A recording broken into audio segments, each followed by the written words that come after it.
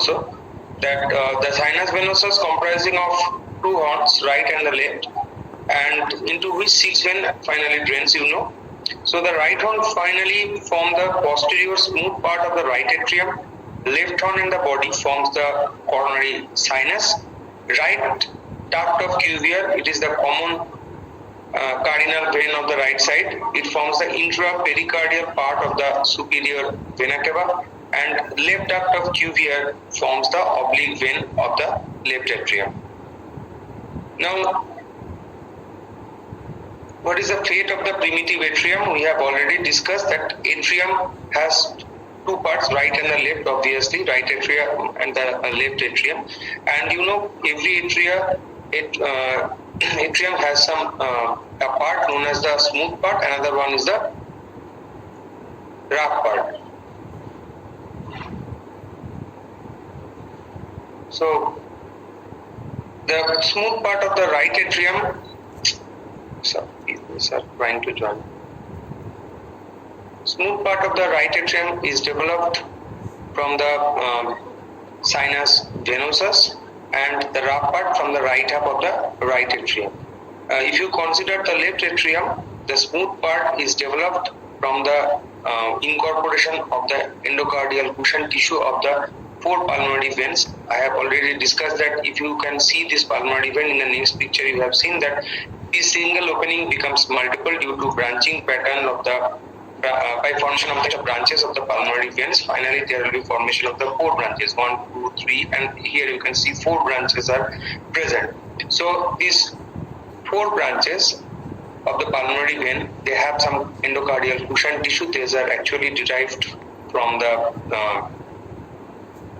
endocardium. I will discuss it gradually. Forms the smooth part of the left atrium. And the rough part of the left atrium is obviously developed from the primitive atrium of the left half of the primitive atrium.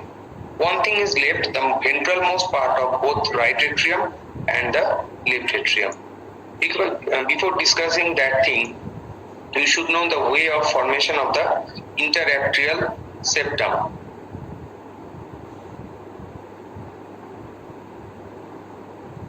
So the next point that we can discuss is the septation of the heart. Am I audible till now? Am I audible?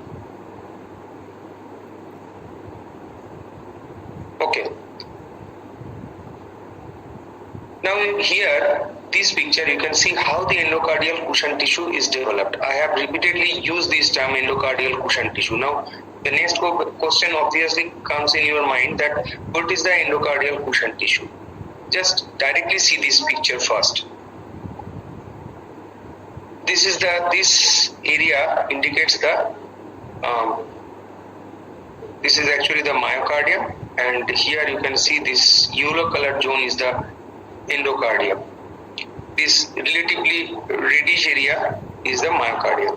Now, within this endocardium, you can see some cells are present here, as well as there is expansion of the endocardium. This expansion of the endocardium is nothing but the formation of the extracellular matrix component that is derived from the endocardium as well as to some extent from the myocardium also.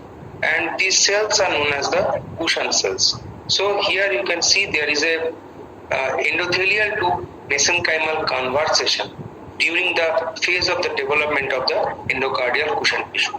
Now you can see this that this one cushion, endocardial cushion is present here, another endocardial cushion is situated just at the opposite side. If you make a cross section, you can see the dotted line here, then you can see this type of picture. You can see one endocardial cushion tissue is coming from ventral side, another endocardial cushion tissue is coming from the dorsal side. And these occur around the 6th week of the development, and there is formation of the first septum of the heart known as a septum intermedium. Frequently you may be asked that what is the first septum that is developed within the heart? And your answer should be the septum intermedium that is developed within the heart during the 6th week of the development. This is the first septum that is developed by the formation of the endocardial cushion tissue. Similar endocardial cushion tissue is also present at the pulmonary veins, and incorporation of the endocardial cushion tissues of the pulmonary veins helps in formation of the smooth part of the left atrium. Now, in the next picture, you can see how the atrioventricular canal, that means the communication between the both right and the left atrium with the both ventricle, common ventricle, undivided ventricle with the undivided atrium. Initially there is a single canal. The single canal is known as the common atrioventricular canal. Now you can see there is gradual formation of the septum intermedium. This is the septum intermedium due to approximation of the endocardial cushion tissues from opposite direction. Now you can see after formation of the septum intermedium, this atrioventricular canal is divided into two halves. One is the right atrioventricular canal, another one is the left atrioventricular canal. Now the most ventral part of the right atrium is developed from that smooth part of the right atrioventricular canal, and the most ventral part of the left atrium is developed from the smooth left atrioventricular canal. Now, what is next? During the 6th week of the development, after formation of this septum here, this is the septum intermedium, indicates the dorsal endocardial cushion, and ultimately dorsal and ventral both endocardial cushion, they unite with each other to form the septum intermedium. So this is actually the beginning of the septum intermedium. But during the 6th week, at the same week of the development, but after the beginning of the formation of the septum intermedium, you can see another partition begins to form from the upper part of the primitive atrium. It is a sickle-shaped projection and passes towards the septum intermedium. But you can see there is a concave free margin that is situated below. Gradually it passes towards the septum intermedium, and this blue line, you can see the blue septum, it unites with this septum intermedium. But there is a small gap that is situated here due to the shape of this septum. The name of the septum is a septum primum, and the gap after its first contact with the septum intermedium, there is a gap here. This gap is known as the ostium primum. Now after that ostium primum or the first opening gradually closed due to proliferation of the cells, and it closes finally. So there is actually no gap between the right and the left atrium. That means there is no communication between the right and the left atrium through the ostium primum now. Though initially there is a communication between the right and the left atrium through that opening. Simultaneously, after the closure of the ostium primum, you can see near the upper part of the septum primum, there is multiple openings are present that are actually not present. They are produced. They are seen.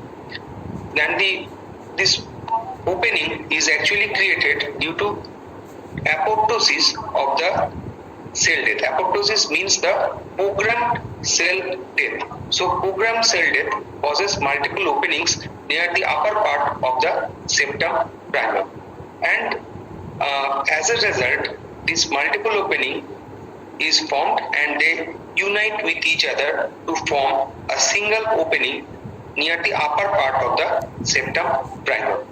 And at the same time, you can see there is another partition that starts beginning immediately just at the right side of the septum primum. This second partition is known as the septum secundum, and it also passes towards the septum intermedium. Now you can see there is a large opening here. This opening is the foramen secundum, formed by union of the multiple opening that is created due to the process of apoptosis of the septum primum. So initially there is an opening known as the septum foramen or ostium primum. Now the second opening is known as the foramen or ostium secundum. Now after formation of this second partition, that is the septum secundum, this also unites with the septum intermedium. Now you can see there is another opening that is situated near the lower part of the septum secundum. Now the blood, you can see the direction of the blood, it is coming out from the inferior vena cava. It may also come from the superior vena cava also. That means the blood from the right atrium now, it may pass through this opening. The name of the opening is the foramen ovale, and it may pass through the opening of here, that is the foramen secundum. So there is a bypass of the blood from the right atrium to the left atrium. But what happens after birth, that after birth or during the time of the birth, close to the this foramen ovale is actually closed. When this ostium primum and secundum, they fuse with each other. You can see when these two partitions, they touch each other, then there will be closure of these two openings, isn't it? Because this opening is situated near the upper part, and this ostium secundum has, septum secundum has no opening in the upper part. Septum secundum presents an opening in the lower part, but the septum primum has no such opening near the lower part. So when they fuse with each other, the opening will be closed. So foramen ovale, that is present here and helps in transmission of the blood from the right side to the left side, here will be closed. But in 20% cases, 20% of the human, this foramen ovale is closed functionally. That means structurally it remains patent without any interference of the cardiac function. This is known as the propatency of the foramen ovale. Now I can also show you schematic diagram, another schematic diagram to represent this thing. This is the septum primum. This is the foramen primum or ostium primum here. So it is the foramen primum, but gradually this foramen primum will be closed and the septum primum will touch this septum intermedium. Just see the next picture then. Now here you can see septum primum fused with the septum intermedium, but in its upper part there is formation of another opening due to apoptosis. This opening is known as the foramen secundum or ostium secundum. Now you can see another partition will develop just by the right side of the septum primum, and with which it also fuse, and this partition is known as the septum secundum. And you can see there is an oblique communication between the right atrium to left atrium through an opening known as the foramen ovale.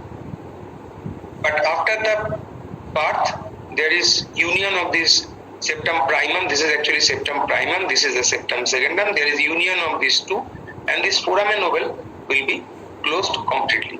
So no shunting of blood after birth. Another thing you can see in this picture, this is the crista terminalis. Probably when you have seen that the interior of the heart, I don't know whether the specimen is you have seen or not, but if you see the interior of the heart, interior of the right atrium, you can see that there is a ridge here from where multiple trabeculae will radiate. That ridge is known as the crista terminalis. Beyond the crista terminalis, in this region, you can see this is the smooth part, actually the smooth part of the right atrium. So what is the way of development of the crista terminalis then? You can see this opening is indicating the sinuatrial orifice or opening. That means through this opening, the sinus venosus communicates with the right atrium. And you can see this opening is guarded by two valves, right side and the left side, known as the right and the left venous valve. And this right and left venous valve, they are continuous with another septum known as the septum spurium cranially, another septum caudally known as the sinus septum. So there are two other septi known as the septum spurium and sinus septum cranially and caudally. Now this septum spurium and the right venous valve, they form the crista terminalis, but the lower part of the right venous valve and the sinus septum will help in development of the valve of the inferior vena cava and the coronary sinus. So this is the same picture you can see. Now development of the right atrium finally. So what is the development of the right atrium finally? Smooth part, right horn of the sinus venosus. Rough part, including the right auricle, right half of the primitive atrium, and most ventral part I have already discussed from the right half of the atrioventricular canal after formation of the septum intermedium. Now left atrium, smooth part, endocardial cushion of the four pulmonary veins I discussed. Rough part, including the left auricle, left half of the primitive atrium, but the most ventral smooth part from the left half of the atrioventricular canal, again after formation of the septum intermedium. Now, what are the defects of the interatrial septum? It will have to read from different textbook and its hemodynamic changes and what is the sequelae of that thing. There are several congenital heart diseases that are associated with interatrial septum defect. For example, persistent foramen primum, persistent foramen secundum, propatency of foramen ovale. That means the foramen ovale is closed functionally, but structurally they are not fused. That means the septum primum and septum secundum, they are not fused. So a probe can be passed from right atrium and it may pass into the left atrium. And another variety of anomaly is the partial closure of the foramen ovale and biventricular monoatrial heart. That means there is totally there is no formation of the interatrial septum. It leads to biventricular monoatrial heart. Next, development of the ventricle and the outflow tract. Before discussing the proper development of the ventricle and the outflow tract, you need to collect some basic concept.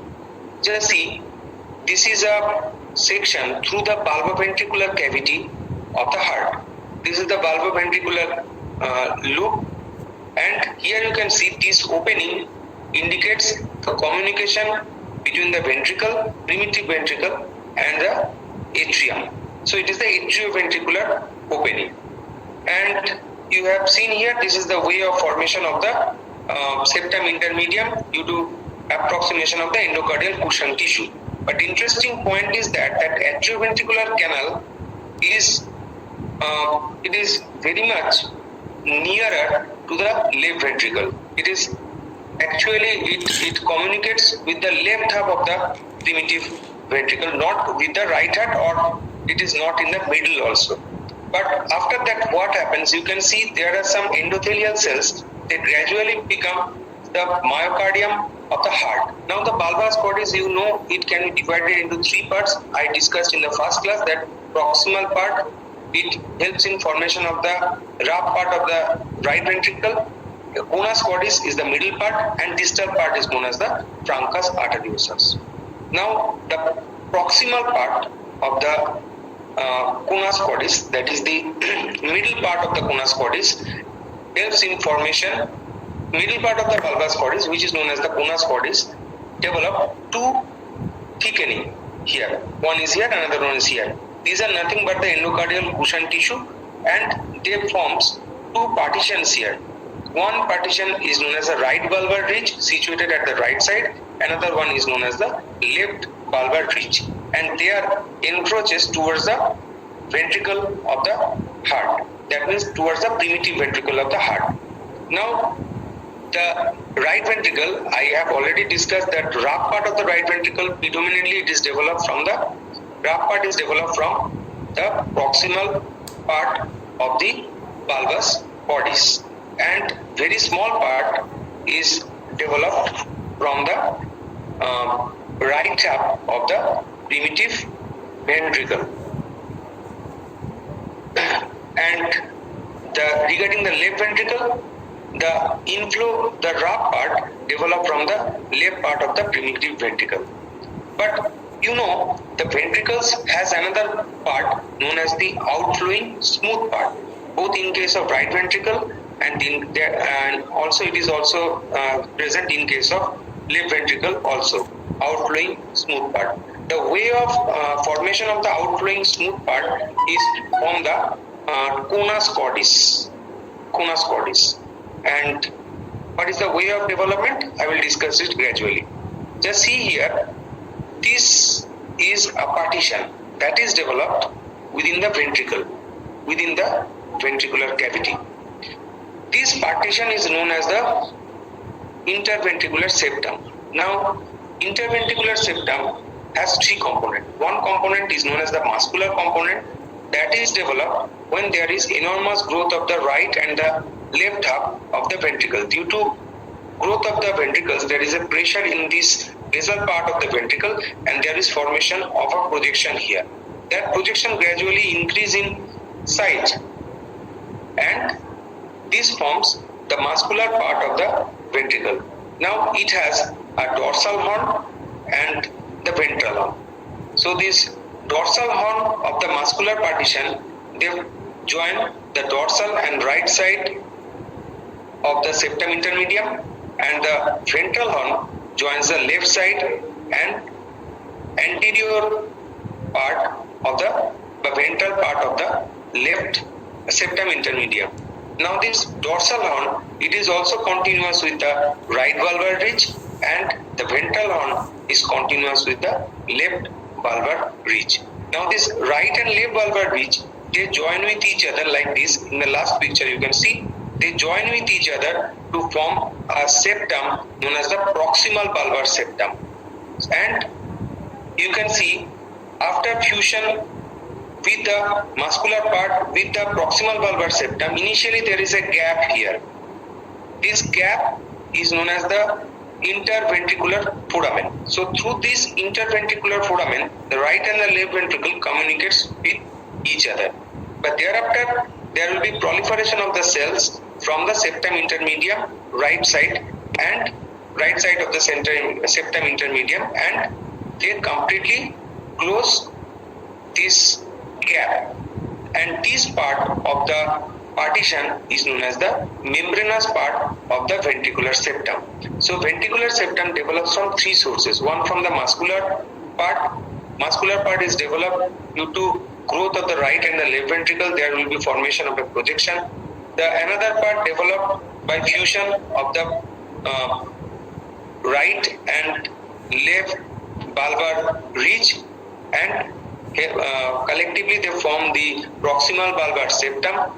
And finally the opening that is present after union of the proximal valvar septum and the muscular ventricular septum, this gap is known as the interventricular foramen. It will be closed by proliferation of the cells from the septum intermedium, and this part of the interventricular septum is known as the membranous part. So there are three parts of the septum, interventricular septum. Now you can see how the right and the left valvar ridge helps in formation of the proximal valvar septum in transverse view. This is the left valvar ridge, this is the right valvar ridge. Now you can see they join with each other and they divides the canal into two parts. One is known as the ventral part, another is the dorsal part, and it is also the levo-ventral and levodorsal and dextroventral components of the conus cordis. Now, another septum will develop at the conotruncal junction. That means at the junction of the conus cordis and the truncus arteriosus. You have to remember that proximal valvar septum will develop within the conus cordis. Now, at the junction of the conus cordis and the truncus arteriosus, there will be formation of another septum known as the distal valvar septum. Due to formation of the distal valvar septum, there will be complete separation of aortic and the pulmonary orifices. How? Just you can see, this is the conotruncal junction. You can see this is the dorsal, ventral, right and the left cushion. Now here, the right and the left cushion, they increase more than that of the dorsal and the ventral cushion, and they unite with each other and transversely separate these conus cordis into two halves. The ventral part forms the aortic orifice and the dorsal part forms the pulmonary orifice. Now you can see the rest of the part of the cushion tissue, they helps in formation of different cusp of the aortic orifice and the pulmonary orifice. This is another picture showing the formation of the aorta and the pulmonary trunk by separation of the conus cordis. Now, what is about the truncus arteriosus? You know, if this is the truncus arteriosus, proximal to the truncus arteriosus, this part will be the conus cordis.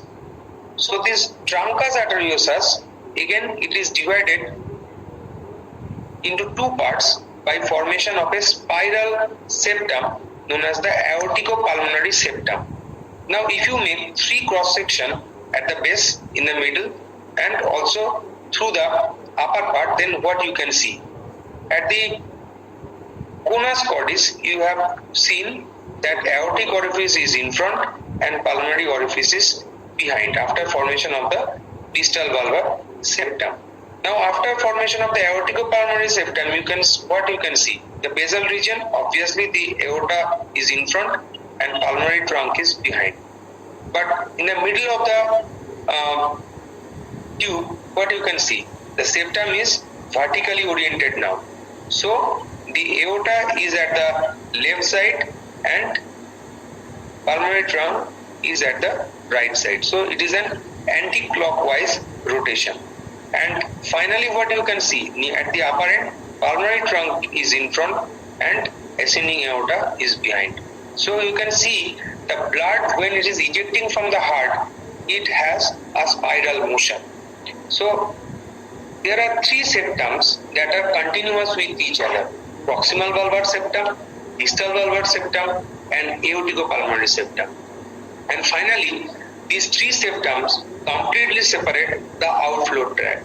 That means the aorta from the pulmonary trunk. And the proximal valvar septum is also helps in formation of the interventricular septum. So what is the way of formation of different ventricles now? This picture also shows the twisted motion of the blood when it is ejecting from the right and the left ventricle. Now, the development of the right ventricle inflow in the rough part. Right ventricle, I told that proximal dilated part of the bulbous cordis and partly from the right part of the primitive ventricle. This is the rough part. I told earlier that bulbous cordis, I repeatedly told this from the first class, that bulbous cordis divides into three parts: proximal part, intermediate part, and the distal part. Proximal part helps in formation of the inflowing rough part.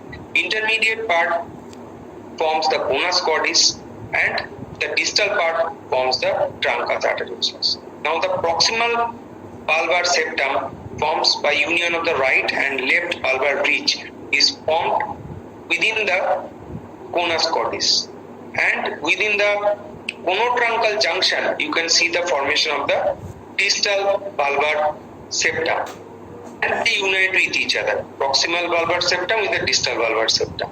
And within the truncus arteriosus, that is the distalmost part of the bulbous cordis, there you can see there is formation of the aorticopulmonary septum, which is a spiral septum, anti-clockwise in nature, and after that there will be a relative change of position: aorta, which was initially in front, pulmonary trunk, which was initially behind. Now at the upper part, when the blood will come out, here you can see that aorta becomes behind and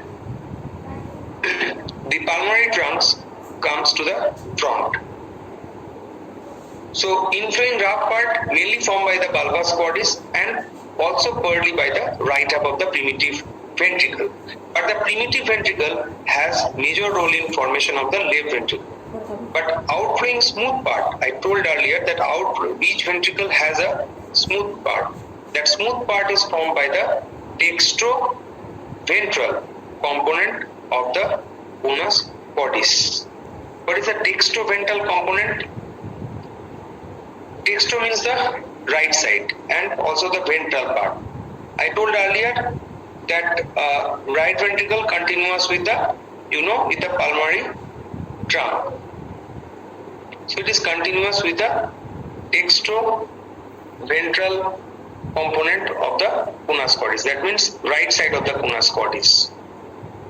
Now in the next slide you can see what is the way of development of the left ventricle, inflowing the rough part, the left part of the primitive ventricle. So the primitive ventricle solely and in most of the part of the left ventricle helps in formation of the left ventricle.